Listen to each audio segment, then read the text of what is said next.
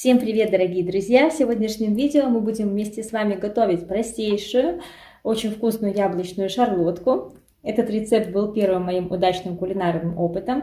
Еще в детстве я готовила ее по просьбе моих близких и сестер. Это очень вкусная шарлотка, она у меня отлично получалась. И я готовила ее даже без миксера. Взбивала яйца вручную очень-очень долго, но мне всегда хватало на это терпения, потому что мне очень нравилось получать позитивные отзывы о вкусе моего шедевра. И давайте сегодня вспомним мое детство и приготовим вкуснейшую, простую шарлотку. Добро пожаловать ко мне на кухню. Сегодняшний рецепт будет для любителей измерять все стаканами и для тех, кто не любит взвешивать ингредиенты. Нам понадобится 3 яйца, соль, 3 чайные ложечки и стакан сахара. Стакан сахара объемом 250 мл.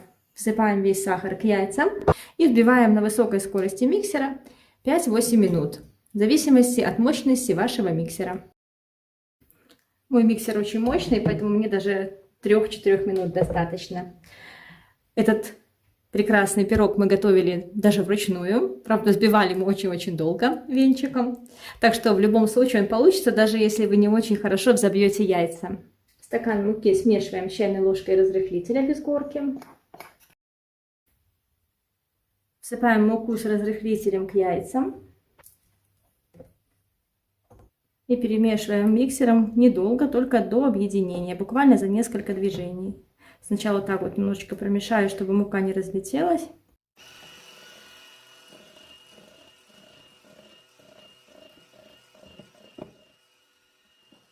Как только все объединилось, сразу же останавливаемся. Если вы боитесь, что перемешаете тесто и оно сядет, то лучше тогда вмешивайте муку 2-3 приема с помощью лопаточки.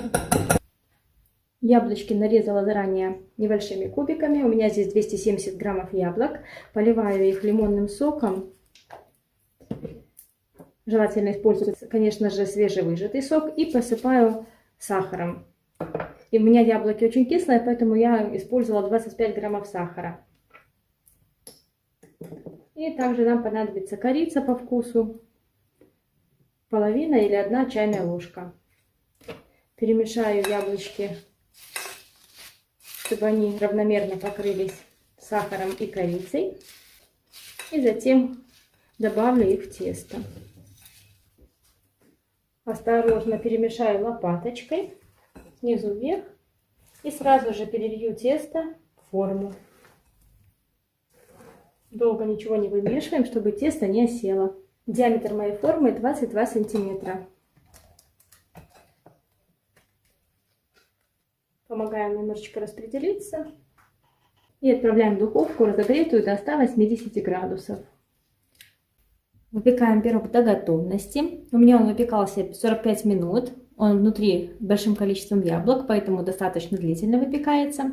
Готовность его проверяйте деревянной палочкой. Вставленная в центр, она должна выходить сухая. Только если вы попадете в яблочко, то тогда она будет все равно влажная. Поэтому проверяйте в нескольких местах. Затем выключаем духовку, приоткрываем чуть-чуть дверцу и даем пирогу немножко остыть в духовке. Потому что если его сразу достать, то он может немного осесть. Я достала свой пирожок из формы. Бока я форму ничем не смазываю, поэтому просто вырезаю пирог ножом.